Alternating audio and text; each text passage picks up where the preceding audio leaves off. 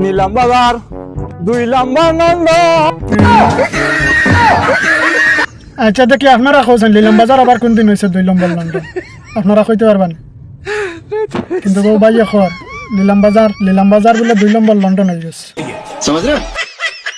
যে তা মুখে দিয়া ও তা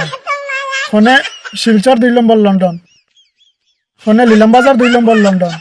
ওইটা কিতা আসলতে এরার